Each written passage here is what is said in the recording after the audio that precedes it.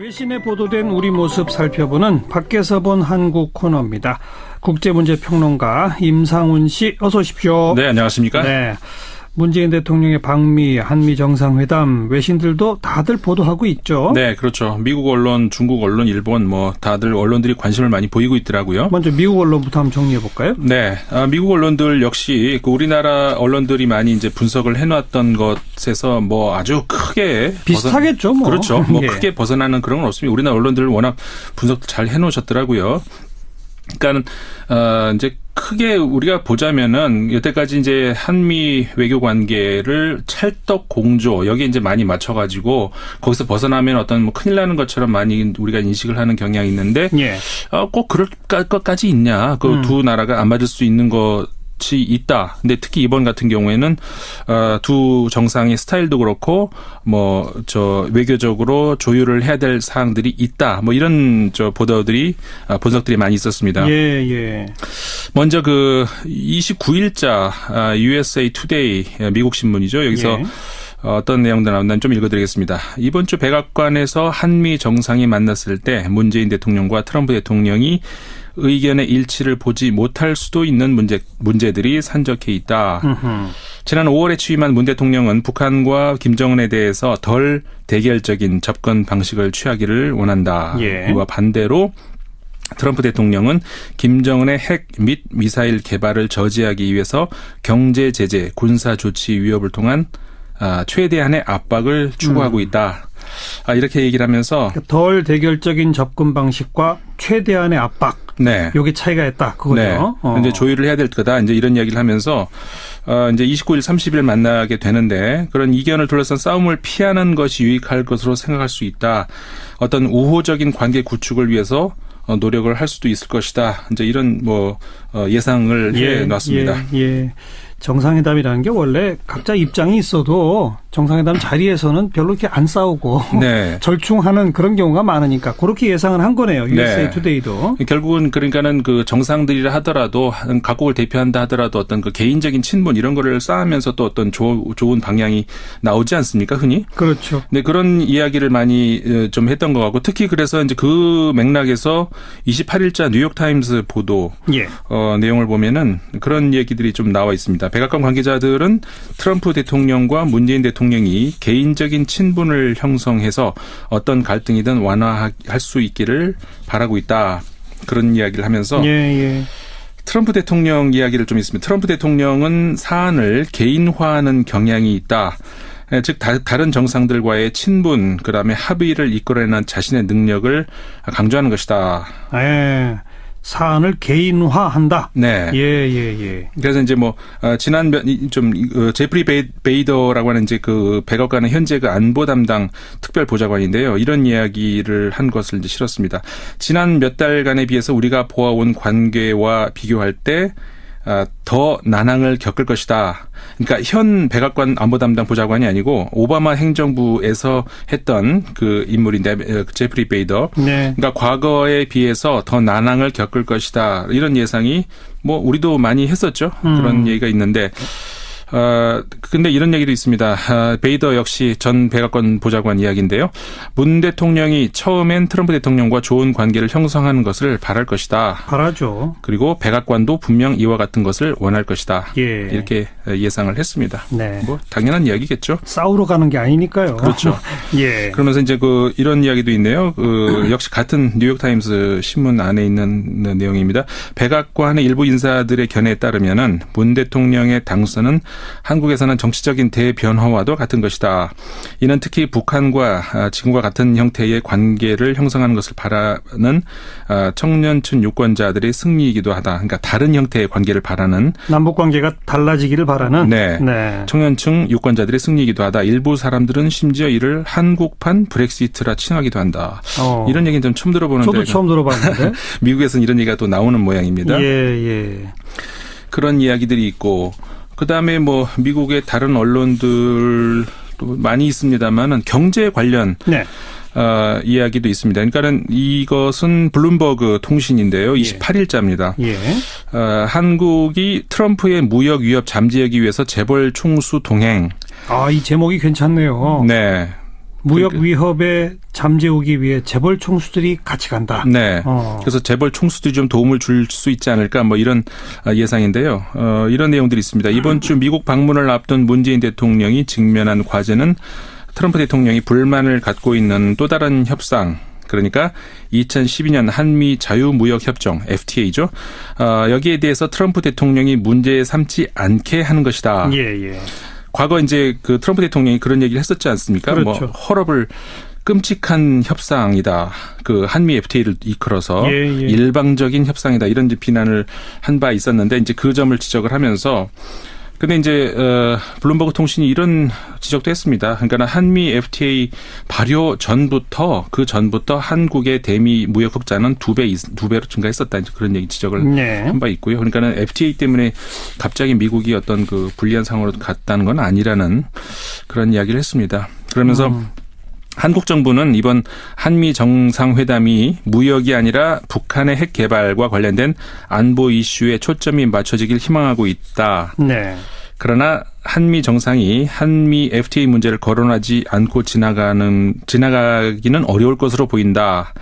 이렇게 이제 그 한 전문가의 말을 인용을 해서 이야기를 했습니다. 근데 그래서 이제 아까 제목에서 우리가 봤던 것처럼 재벌 총수들이 도움을 줄 수도 있다. 이렇게 블룸버그 통신이 또 예상을 했더라고요. 미국에 많이 투자하겠다 뭐 이런 걸로 도움을 준다는 거죠. 네, 그렇습니다. 그러면서 이제 많은 그 이번에 그 대통령 대동하고 가는 재계 인사들 많이 있지 않습니까? 그렇죠. 쭉 이렇게 저 나열을 하면서 어떤 인물이다, 어떤 역할을 할 것이다, 뭐 이런 이야기들을 좀 나오기도 했네요. 네. 트럼프의 무역 위협에 잠재우기 위해 재벌 총수가 동행한다. 네. 또 중국 언론들 이야기를 조금 해드릴까요? 네. 그 환구시보 외교 국제문제 전문지죠. 그 핑퐁 외교라는 말을 사용을 했습니다. 과거에 핑퐁 외교하면 미국과 중국 사이에서의 그 70년대 그 외교 그렇죠. 우리에서 떠오를 수 있죠. 근데 이번에 그 문재인 대통령이 남북한의 그 스포츠 단일팀 이야기 화두를 꺼내지 않았습니까? 거기에 이제 근거해서 얘기하는 것 같아요. 그래서 제목을 남북 관계 개선을 위한 문재인 대통령의 핑퐁 외교 이렇게 제목을 뽑았습니다. 그러면서 평창 동계올림픽에 남북한이 사실상 단일팀을 구성에 참가하자고 문재인 대통령이 제안을 했다. 스포츠를 돌파구로 한반도 핵 문제를 해결해 보려는 것이다. 이렇게 얘기를 했습니다만은 이게 뭐 쉽지만은 않을 것이다. 이런 또 예측도 같이 내놨고요. 어쨌든 스포츠 카드를 던졌다는 점에서 미국과 중국이 수교하는 과정에 결정적 역할을 했던 그 당시에 그 탁구 교류 그거를 이제 빗댄 거군요. 그렇죠. 그다음에 중국의 신화망인데요. 이게 신문이 아니라 우리나라식으로 하면 인터넷 이제 뭐라고 할까요? 뭐 그런 그 통신이죠. 거기서 이제 한 전문가 장둥밍 라오닝 동북아 연구원 원장이 기고문이 하나 있는데 그 이번에 한미 정상회담을 세 가지로 요약을 했더라고요. 근데 정확하게 본 것 같아서 한번 간단하게 언급을 해드리겠습니다. 첫 번째는 한미 동맹 관계 강화를 재차 천명 확인하고 동맹 관계에 대한 그 양국의 새 정부 인식과 실현 방식에 대해서 논의할 전망. 이게 첫 번째. 그다음 두 번째는요. 한미 경제 무역 관계의 투자와 무역 문제에 대해서 언급할 전망이다. 세 번째가 이제 대북 접촉, 그다음에 교류 정책 방안에 대해서 두 정상이 언급을 할 전망이다. 이렇게 하면서 한미 양국이 이제 공동 이익을 공유함과 동시에 구체적인 문제에 있어서는 갈등도 존재한다. 한미 정상회담이 양국 간 공통된 인식을 강화할 수 있을지, 동맹 관계와 한반도 정세에 어떤 영향을 미칠지 여론에 관심이 쏠리고 있다. 이렇게 분석을 해놨네요. 중국 언론들은 사드나 이런 것 때문에 조금 민감할 줄 알았는데 일단 아직까지는 좀 담담한 그런 보도네요. 그렇습니다. 물론 이 관련 보도가 저는 비교적 최근 것들만 지금 뽑아왔습니다만은 지난주에도 사실은 많이 나왔었거든요. 상대적으로 지난주에는 중국 언론들이 그 사드 관련 문제들을 많이 좀 다루긴 했었습니다. 근데 이제 그 문재인 대통령이 미국으로 가는 시점 그때 이제 나온 보도들은 상대적으로 그런 거는 조금 덜 나오고, 근데 일단은 결과를 좀 지켜보자 이런 거겠죠. 며칠 지나 보면 또 어떤 다른 보도들이 나올 수도 있을 것 같습니다. 평가하는 게 나오겠죠. 그렇죠. 뭐 일본 언론들도 대체적으로는 비슷한 뭐 예상하는 그런 겁니다. 아사히 신문이 29일자 한미 관계가 삐걱거리는 가운데 트럼프 대통령과 어디까지 문재인 대통령이 보조를 맞출 수 있을지 초점이 된다. 그렇죠. 이런 내용의 그러니까 제목이 한미 정상 사드나 대북 공동 보조 취하나 이렇게 제목을 해가지고 했고요. 한국 정부는 이번 그 정상 사이에 그 개인적인 신뢰 관계를 구축하는 것이 방미의 최대 목적이다라고 하는 우리나라 정부 관료의 말을 인용을 해서 이번에 뭐라고 할까요? 의미를 자리매김을 하기도 했습니다. 그렇군요. 이번 주말을 지나면 이제 정상회담 결과들이 발표가 될 테니까 그거에 대해서 미국 언론, 중국 언론 또 일본 언론이 어떻게 좀 반응의 차이가 있는지 이런 건 좀 눈여겨볼 필요가 있을 것 같네요. 그렇죠. 이 주말이 지난 다음에 보도들이 좀 우리가 좀 잘 봐야 될 것 같습니다. 그러니까요. 한미 정상회담 부분은 그렇고 또 우리가 주목해야 할 외신 어떤 게 눈에 띄셨습니까? 우리나라 언론에서도 오늘자에서 많이 보도가 됐었죠. 우리나라 그 포털 기업 네이버가 프랑스에 위치하고 있는 그 제록스 연구소. 그러니까 제록스 하면은 우리 그 복사기로 세계 최고 기업 많이 알려져 있는데 프랑스의 그 인공지능 관련해서 연구소를 크게 가지고 있는데 그게 제록스 연구소죠. 네네. 이것을 네이버가 인수했다. 사기로 했다면서요. 네. 이 소식이 이제 우리나라도 보도가 됐었죠.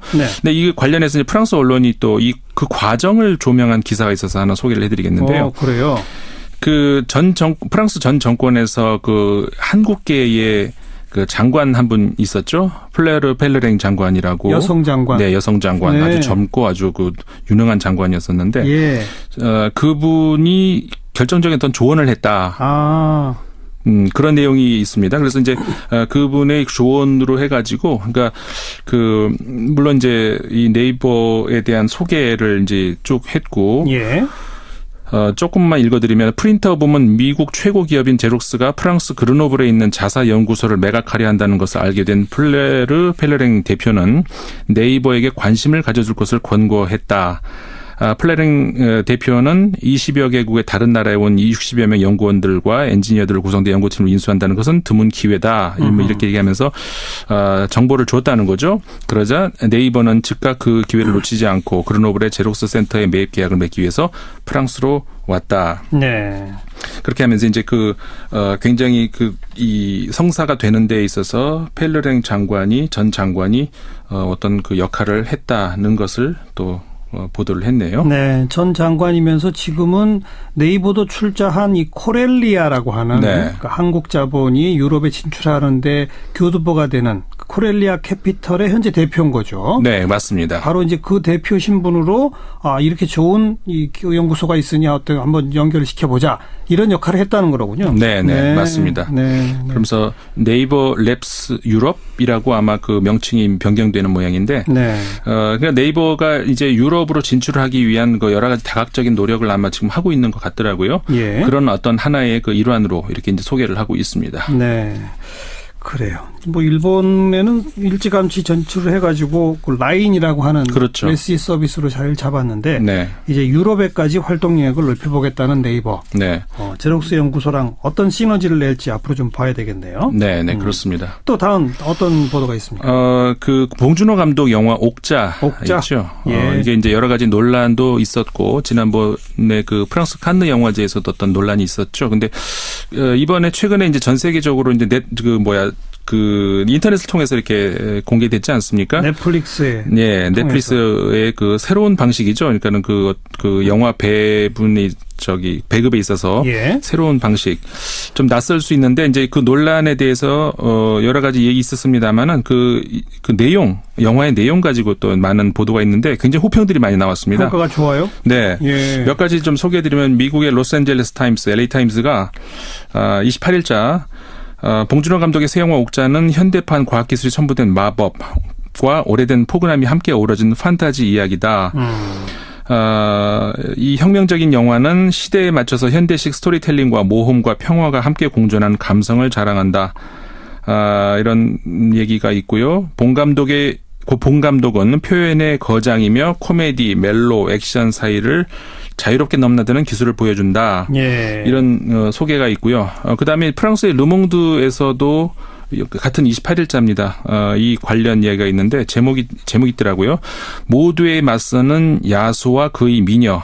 이렇게 그러니까 미녀와 야수 우리 얘기한 그걸 빗댔네요. 네, 그걸 빗져가지고 모두에 맞서는 야수와 그의 미녀 이렇게 해가지고 이 옥자가 칸 영화제에서 큰 반향을 일으키고 해학, 경외감 그리고 어린 시절의 감흥, 글로벌화된 자본주의에 대한 격한 비판을 한 곳에 모은 격렬한 리듬의 세계적 블록버스터 영화로서의 모든 조건을 갖추고 있다. 네. 이런 평가를 내놓기도 했습니다. 프랑스에서는 영화관 상영이 거의 없다면서요? 네, 그렇죠. 예.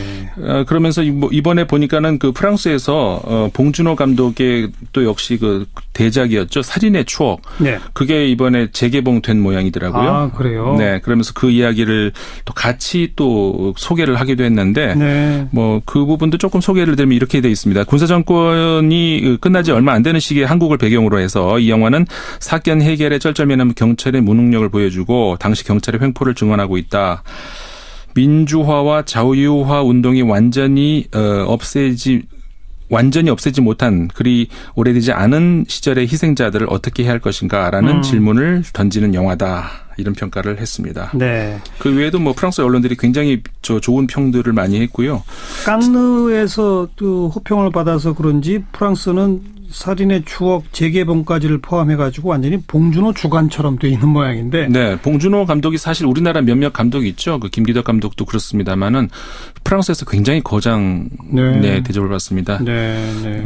그래서 이제 이런 평가들도 뭐 프랑스 한국 영화를 좋아하시는 분들한테는 낯선 평가는 아닌 것 같아요. 예. 굉장히 좋은 평가가 나와 있는 감독이고, 뭐 그 외에도 뭐 피가로 신문에서 훌륭한 작품과 돼지, 또 그 리베라스용이라는 신문에서는 옥자, 달러와 돼지.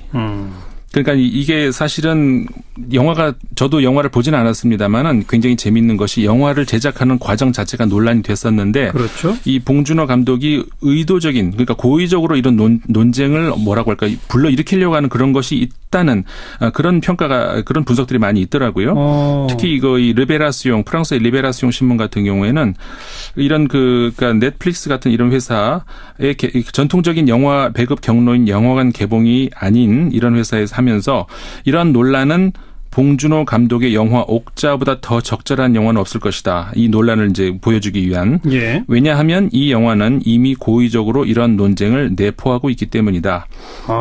이런 문제가 그 영화 안에 내용에도 좀 들어가는 모양이죠? 영화 안에 이제 똑같은 내용은 제가 영화를 보진 않았습니다만은 어떤 그 아주 극단적인 자본주의로 인한 어떤 이런 그 뭐라고 할까요? 그런 모순 이런 것들을 비판하고 이제 어떤 풍자, 해악 이런 것들을 집어넣어 있는데 예. 정작 그 영화를 만들기 위한 자본을 또 미국에서 어떤 이끌어내는 그런 게 있지 않습니까? 그렇죠. 그러면서 이제 어떤 그 고의적인 이런 논쟁을 영화 안에서 또 영화 제작 과정에서 이렇게 섞으면서 그런 그 논쟁을 내포하고 있다. 뭐 이런 분석인 것 같습니다. 네. 점점 더 궁금해지네요. 영화를 보긴 봐야 할 것 같습니다. 네. 오늘 여기까지 할까요? 네. 외신에 보도된 우리 모습 살펴본 밖에서 본 한국이었습니다. 국제문제평론가 임상훈 씨 고맙습니다. 네, 감사합니다. 유권자들의 승리이기도 하다. 그러니까 다른 형태의 관계를 바라는. 남북관계가 달라지기를 바라는. 네. 청년층 유권자들의 승리이기도 하다. 일부 사람들은 심지어 이를 한국판 브렉시트라 칭하기도 한다. 이런 얘기는 좀 처음 들어보는데. 저도 처음 들어봤는데. 미국에서는 이런 얘기가 또 나오는 모양입니다. 예. 그런 이야기들이 있고 그다음에 뭐 미국의 다른 언론들도 많이 있습니다만은 경제 관련 이야기도 있습니다. 그러니까는 이것은 블룸버그 통신인데요. 28일자입니다. 예. 한국이 트럼프의 무역 위협 잠재하기 위해서 재벌 총수 동행. 이 제목이 괜찮네요. 네. 무역 위협에 잠재우기 위해 재벌 총수들이 같이 간다. 네. 그래서 재벌 총수들이 좀 도움을 줄 수 있지 않을까 뭐 이런 예상인데요. 이런 내용들이 있습니다. 이번 주 미국 방문을 앞둔 문재인 대통령이 직면한 과제는 트럼프 대통령이 불만을 갖고 있는 또 다른 협상. 그러니까 2012년 한미 자유무역협정 FTA죠. 여기에 대해서 트럼프 대통령이 문제 삼지 않게 하는 것이다. 예. 과거 이제 그 트럼프 대통령이 그런 얘기를 했었지 않습니까? 그렇죠. 뭐 헐업을 끔찍한 협상이다. 그 한미 FTA를 이끌어서 일방적인 협상이다. 이런 비난을 한 바 있었는데 이제 그 점을 지적을 하면서 근데 이제 블룸버그 통신이 이런 지적도 했습니다. 그러니까 한미 FTA 발효 전과 김정은에 대해서 덜 대결적인 접근 방식을 취하기를 원한다. 예. 이와 반대로 트럼프 대통령은 김정은의 핵 및 미사일 개발을 저지하기 위해서 경제 제재, 군사 조치 위협을 통한 최대한의 압박을 추구하고 있다. 이렇게 얘기를 하면서 덜 대결적인 접근 방식과 최대한의 압박. 네. 요게 차이가 있다. 그거죠. 네. 이제 조율을 해야 될 거다. 이제 이런 이야기를 하면서 이제 29일, 30일 만나게 되는데 그런 이견을 둘러싼 싸움을 피하는 것이 유익할 것으로 생각할 수 있다. 어떤 우호적인 관계 구축을 위해서 노력을 할 수도 있을 것이다. 이제 이런 예상을 해 놨습니다. 예. 정상회담이라는 게 원래 각자 입장이 있어도 정상회담 자리에서는 별로 이렇게 안 싸우고 네. 절충하는 그런 경우가 많으니까 그렇게 예상을 한 거네요. USA 투데이도. 결국은 그러니까는 그 정상들이라 하더라도 각국을 대표한다 하더라도 어떤 그 개인적인 친분 이런 거를 쌓으면서 또 어떤 좋은 방향이 나오지 않습니까? 흔히. 그렇죠. 네, 그런 이야기를 많이 좀 했던 것 같고 특히 그래서 이제 그 맥락에서 28일자 뉴욕타임스 보도 내용을 보면은 그런 얘기들이 좀 나와 있습니다. 백악관 관계자들은 트럼프 대통령과 문재인 대통령이 개인적인 친분을 형성해서 어떤 갈등이든 완화할 수 있기를 바라고 있다. 그런 이야기를 하면서 트럼프 대통령 이야기를 좀 있습니다. 외신에 보도된 우리 모습 살펴보는 밖에서 본 한국 코너입니다. 국제문제평론가 임상훈 씨 어서 오십시오. 네, 안녕하십니까? 네. 문재인 대통령의 방미, 한미 정상회담 외신들도 다들 보도하고 있죠. 네, 그렇죠. 미국 언론, 중국 언론, 일본 다들 언론들이 관심을 많이 보이고 있더라고요. 먼저 미국 언론부터 한번 정리해 볼까요? 네, 미국 언론들 역시 우리나라 언론들이 많이 이제 분석을 해놨던 것에서 아주 크게 비슷하겠죠, 그렇죠. 크게 벗어나는 그런 건 없습니다. 우리나라 언론들 워낙 분석 잘 해놓으셨더라고요. 그러니까 이제 크게 우리가 보자면은 여태까지 이제 한미 외교 관계를 찰떡 공조 여기에 이제 많이 맞춰가지고 거기서 벗어나면 어떤 큰일 나는 것처럼 많이 우리가 인식을 하는 경향이 있는데 꼭 그럴 것까지 있냐? 그 두 나라가 안 맞을 수 있는 것. 있다. 근데 특히 이번 같은 경우에는 두 정상의 스타일도 그렇고 외교적으로 조율을 해야 될 사항들이 있다. 이런 보도들이 분석들이 많이 있었습니다. 먼저 그 29일자 USA 투데이 미국 신문이죠. 여기서 어떤 내용도 나온다는 좀 읽어드리겠습니다. 이번 주 백악관에서 한미 정상이 만났을 때 문재인 대통령과 트럼프 대통령이 의견의 일치를 보지 못할 수도 있는 문제들이 산적해 있다. 지난 5월에 취임한 문 대통령은 북한 대통령은 사안을 개인화하는 경향이 있다. 즉 다른 정상들과의 친분, 그다음에 합의를 이끌어내는 자신의 능력을 강조하는 것이다. 사안을 개인화한다. 네. 그래서 이제 지난 제프리 베이더라고 하는 이제 그 백악관의 현재 그 안보 담당 특별 보좌관인데요. 이런 이야기를 한 것을 이제 실었습니다.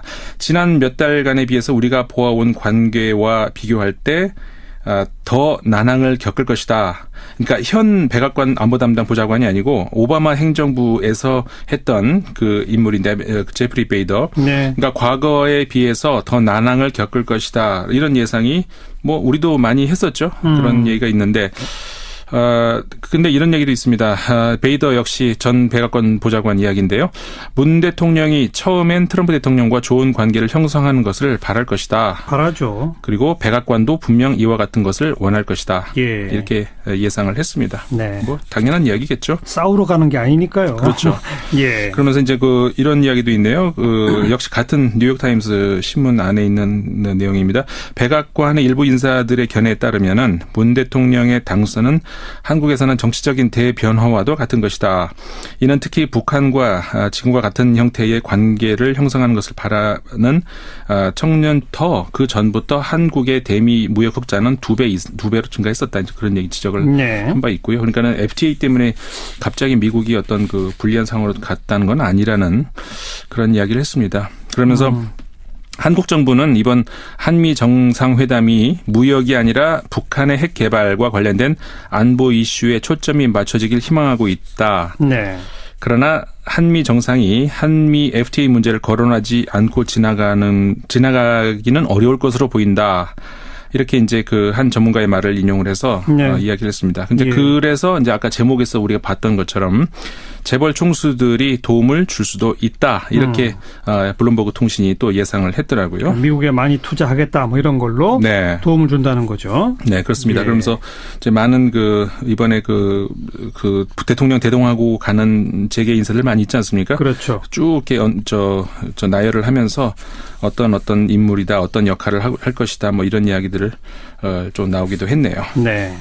트럼프의 무역 위협에 잠재우기 위해 재벌 총수가 동행한다. 네. 또 중국 언론들 이야기를 조금 해드릴까요? 네.